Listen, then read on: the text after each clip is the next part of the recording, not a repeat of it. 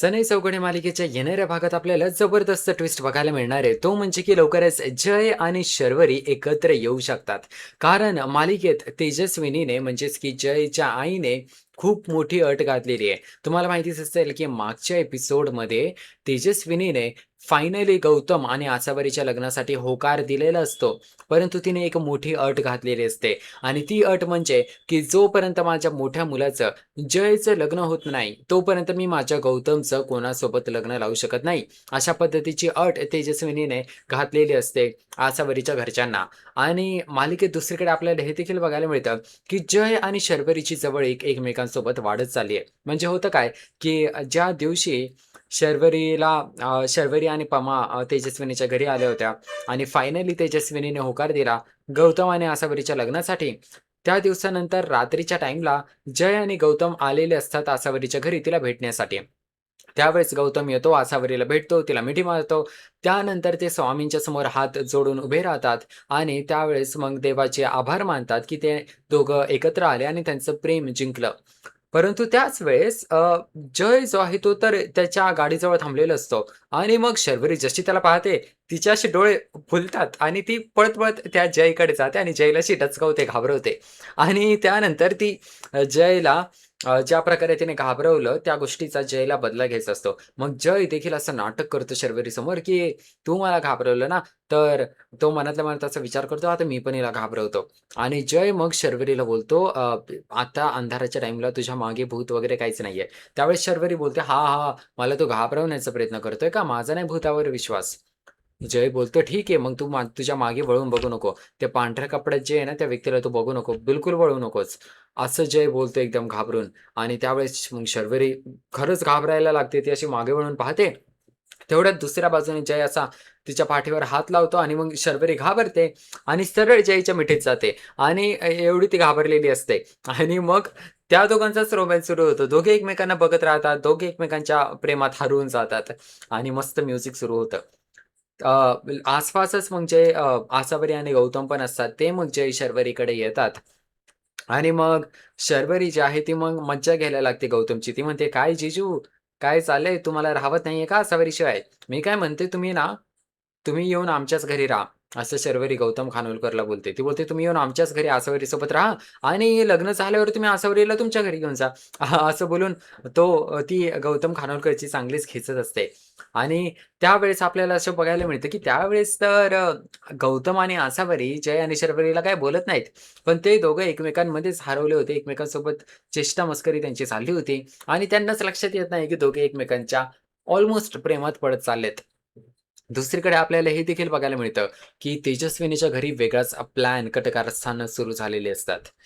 तेजस्विनी ना, म्हणजे तेजस्विनीने काय केलं, की अ, जयने तिला खूप समजावलं, पवाने समजावलं, शर्वरीने समजावलं, गौतमने समजावलं, सगळ्यांनी समजावलं आणि सांगितलं तेजस्विनीला, की "तू समजून घे, अ, असा आपण राग धरून चालणार नाही आणि गौतम आणि आसावरीच्या चांगल्या भविष्यासाठी आपण त्यांच्या प्रेमाचा विचार केला पाहिजे आणि त्यांचं लग्न होऊन दिलं पाहिजे." त्यामुळे तेजस्विनीची इच्छा असते, की सगळ्यांसमोर ती वाईट ठरू नये. त्यामुळे ती फायनली होकार देते जयला आणि सांगते, की "गौतमच्या लग्नासाठी मी तयार आहे." गौतम खुश होतो. तो लगेच तेजस्विनीला मिठी मारतो. परंतु तेजस्विनी जेव्हा एकटी घरात असते, त्यावेळेस समायरा तिच्या घरी येते. समायरा येऊन म्हणते, "तेजस्विनी आंटी, तुम्ही हे काय केलं? मला समजलं, की तुम्ही गौतम आणि आसावरीच्या लग्नाला होकार दिलाय. तुम्ही असं कसं करू शकता? म्हणजे तुम्ही मला होकार दिला होता ना, की माझं गौतमसोबत लग्न होईल. मग तुम्ही त्या आसावरीला, त्या भिकारीला तुमच्या घरी का आणताय?" त्यावेळेस तेजस्विनी बोलते, "समायरा, माझ्यासोबत मोठ्या आवाजात बोलायचं नाही." आणि ती मग समायराला गप्प करते. त्यानंतर तेजस्विनी सांगते, "हे बघ समायरा, जोपर्यंत मी काही ठरवत नाही ना, जोपर्यंत माझी पूर्ण मर्जी नाहीये, की गौतमचं आसावरीचं लग्न व्हावं, तोपर्यंत त्यांचं लग्न होणार नाहीये. मी जरी त्यांच्या लग्नाला होकार दिला असला, तरी त्यांचं लग्न होणार नाहीये. कारण आता मला जय आणि गौतमच्या विरोधात जास्त जाता येणार नाहीये. परंतु मला आता यांच्या लग्नासाठी होकार द्यावा लागतोय. त्यांच्यासमोर असं गोड राहावं लागतंय. कारण मला माझी मुलं गमवायची नाहीयेत. पण तेजस्वीनी असं सांगते, की मी वेगळंच प्लॅन रचलेला आहे आणि त्यामुळे गौतम आणि आसावरीचं काही लग्न होणार नाहीये. लग्न झालं तर समायरा आणि गौतम खानोलकरचंच होईल. अशा गोष्टीचे बेसिकली एक प्रकारे कॉन्फिडन्स देते तेजस्विनी समायराला आणि सांगते, की "तू टेन्शन घेऊ नको. तुमच्या दोघांचंच लग्न होणार आहे." आता समायरा तर खुश होते. समायराला आता तेजस्विनी सांगत नाही, की तिचा काय प्लॅन आहे. पण काहीतरी प्लॅन तेजस्विनीने नक्कीच रचलाय, की ज्यामुळे गौतम आणि आसावरीचं लग्न फेल होणार आहे. तर होतं काय, शर्वरीचे घरचे म्हणजेच सुभाष, पमा त्यांनी काय ठरवलेलं असतं, की आपण तेजस्विनीला आपल्या घरी बोलवूया. त्यांना आपण घरी बोलवूया तर जेवायला छान आपल्यात बोलणं होईल बसून नीट बोलणं होईल लग्नाबद्दल आणि त्यामुळे काही प्रॉब्लेम्स होणार नाही. कारण सुभाषला म्हणजे सासावरीच्या बाबांना खूप शंका असते तेजस्विनीवर. ती बाई काही चांगली बाई नाहीये आणि नक्कीच तिच्या डोक्यात काही ना काही शिजत असेल. कारण तिने अशी डायरेक्ट परवानगी दिली आसावरी आणि गौतमच्या लग्नाला. ते काय मोठ्या मनाची नाहीये. म्हणजे आसावरीचे आई-वडील मोठ्या मनाचे आहेत, पण तेजस्विनी काय मोठ्या मनाची नाहीये. आणि त्यामुळे मग सुभाषला वाटतं यार काहीतरी गडबड नक्की आहे. तर ते लोकं ठरवतात, की आपण तेजस्विनीला आपल्या घरी बोलवूया, त्यांना छान जेवायला घालू आणि त्यानंतर सगळं काही ठीक होईल, राइट? मग ते बोलावतात तेजस्विनीला घरी. पण मालिकेच्या पुढच्या एपिसोडमध्ये आपण पाहणार आहोत, की जेव्हा तेजस्विनी घरी येते, तेव्हा ती सगळ्यांसमोर अट घालते. "हे बघा, मी गौतम आणि आसावरीच्या लग्नाला तर होकार दिलाय, पण ना माझी इच्छा आहे, की माझ्या मोठ्या मुलाचं सगळ्यात आधी लग्न व्हावं, त्यानंतर गौतमचं लग्न होऊ शकतं. मग जोपर्यंत माझ्या जयचं लग्न होत नाही, तोपर्यंत गौतम आणि आसावरीचं लग्न होणार नाहीये." आणि अशा पद्धतीची अट तेजस्विनीने घातलेली असते. तिला तर माहिती आहे, की जय किती घाबरतो मुलींना, बायकांना, किती लांब राहतो. तो काय पटकन लग्न करणार नाही. आणि हा सगळा टाईम भेटेल तेजस्विनीला पुढचा प्लॅन आखण्यासाठी, की कशा पद्धतीने गौतमचं आणि समायराचं लग्न लावून द्यायचं. अशा पद्धतीचा तेजस्विनीचा प्लॅन असतो आणि बहुतेक तेजस्विनीने काहीतरी तिच्या डोक्यात गेम पण रचलेला असेल. कारण तेजस्विनी काय म्हणते, की माझा एक प्यादा आहे, ज्याला मी एवढे दिवस बाहेर नाही काढलं, पण आता मी त्याला बाहेर काढणार आहे. आणि बहुतेक ते प्यादा हे देखील असू शकतं, की तेजस्विनीने जयसाठी एक मुलगी बघितलेली असेल. कारण जयने तेजस्विनीच्या डोक्यावर हात ठेवून बोललं होतं, "तू जसं सांगेल तेच मी ऐकेल आणि तुझा शब्द माझ्यासाठी शेवटचा शब्द असेल." आणि मग तेजस्विनी बहुतेक जयचं जबरदस्तीने एका मुलीसोबत लग्न देखील लावून देऊ शकते. काहीही होऊ शकतं मालिकेत. आणि हे सगळं आपल्याला मालिकेत पुढेच बघायला मिळेल, की नेमकं काय घडून येतंय?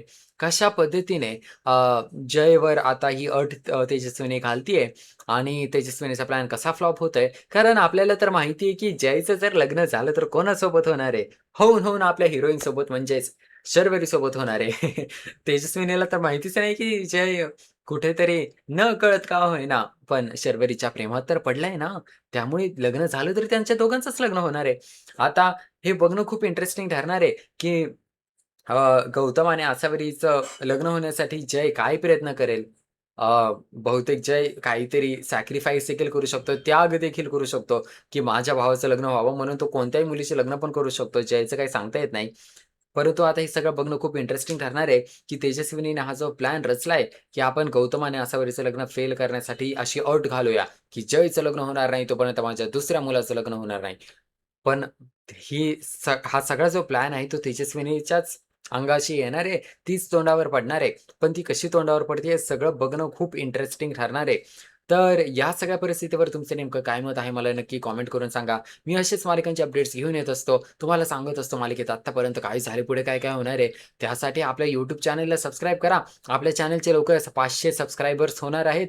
आणि मला सांगा तुम्ही अजून कोणकोणत्या मालिका बघता, ज्यांचे मी तुमच्यासाठी अपडेट्स आणू शकतो. म्हणजे तुम्ही सबस्क्राईब केलं तर काय होईल, की मी जसे-जसे मालिकांचे अपडेट्स अपलोड करत जाईल, तसे-तसे ते व्हिडिओ तुमच्यापर्यंत पोहोचत जातील आणि मी माझ्या व्हिडिओजमध्ये काय बदल केले पाहिजे, अजून काय-काय इम्प्रूव्ह करू शकतो, मला नक्की तुमचे मत कमेंट करून सांगत जा. म्हणजे मी तुमचा मनाभाऊ तुमच्या सगळ्या कमेंट्सला वाचत असतो, त्यामधून शिकतो आणि त्यामधून चांगले व्हिडिओ अजून बनवू शकतो. तर नक्की मला कमेंट करून तुमचे मत सांगा.